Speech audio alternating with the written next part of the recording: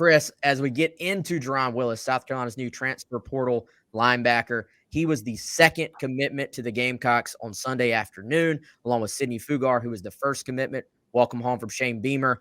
And someone that I think South Carolina went into this weekend as he was taking his official visit, probably feeling pretty good about and probably feeling even better about as the weekend progressed.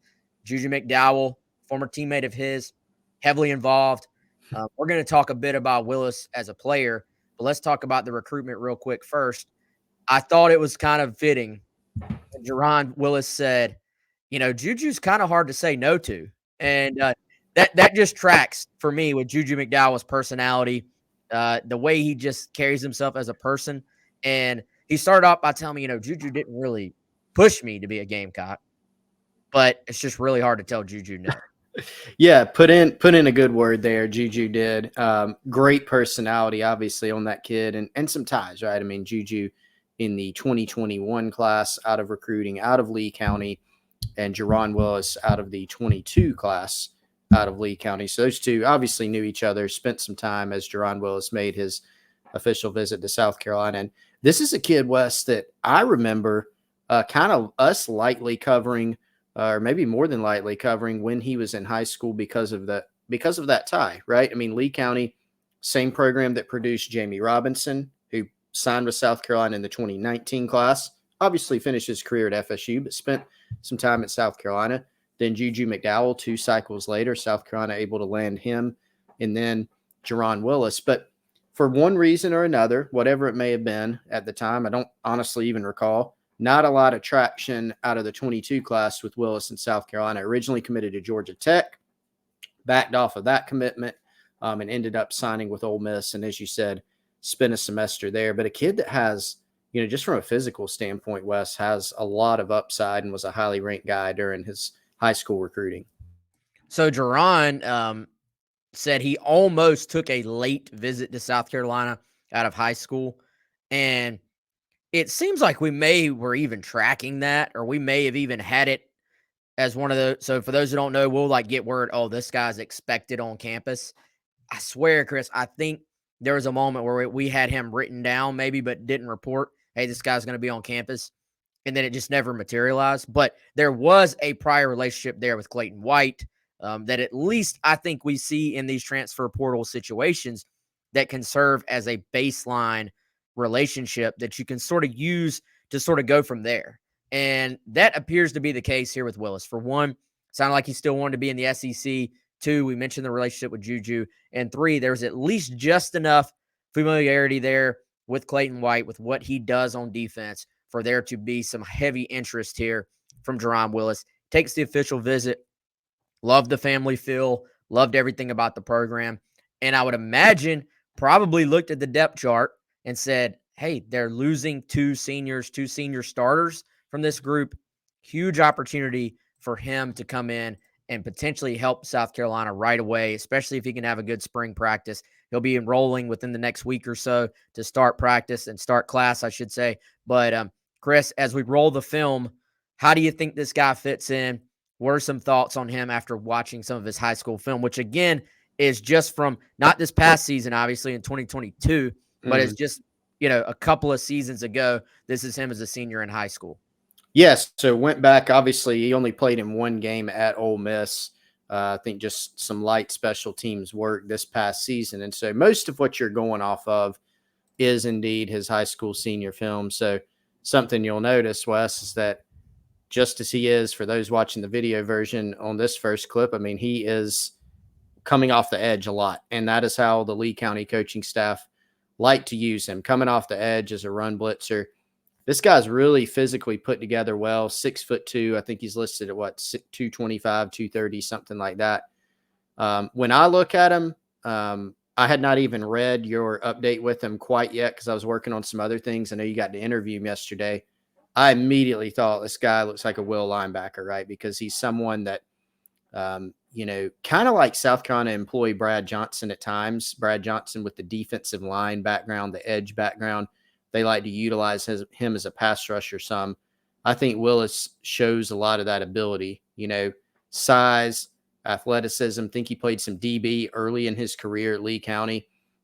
And so that probably is his best attribute, just his ability to run and play off the edge. I think you see that on his high school film. Yeah, and we saw all last year, Chris.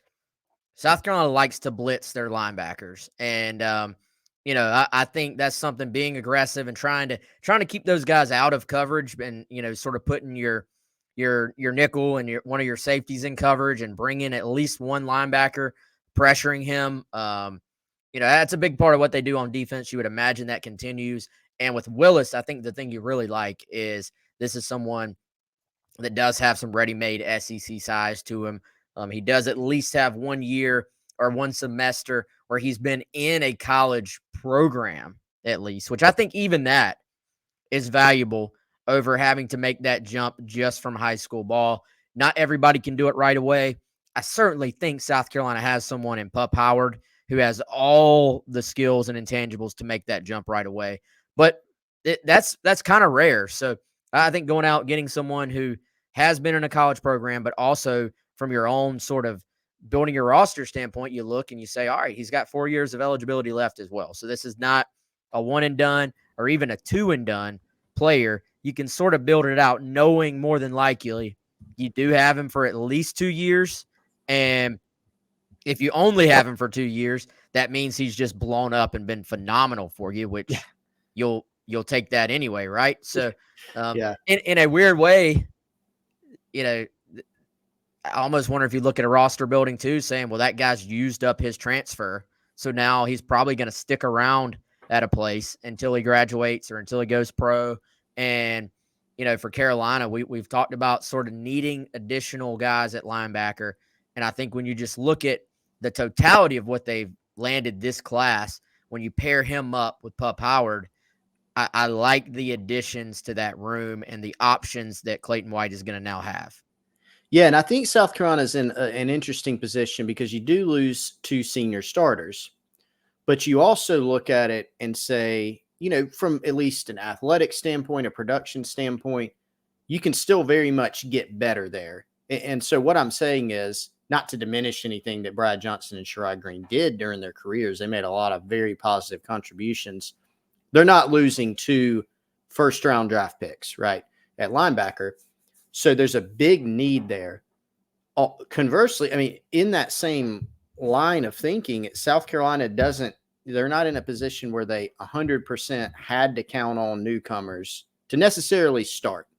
But they're also, so there's a bunch of layers of this, Wes, in a spot where they did have to find some immediate help or guys that are at least capable. So they found that in Grayson Howard from the high school ranks, Jaron Willis, who's an almost high school ranks type of guy, both 2 big, physically gifted linebackers who won't necessarily have to start as true freshmen or won't necessarily have to pull down major snaps as true freshmen.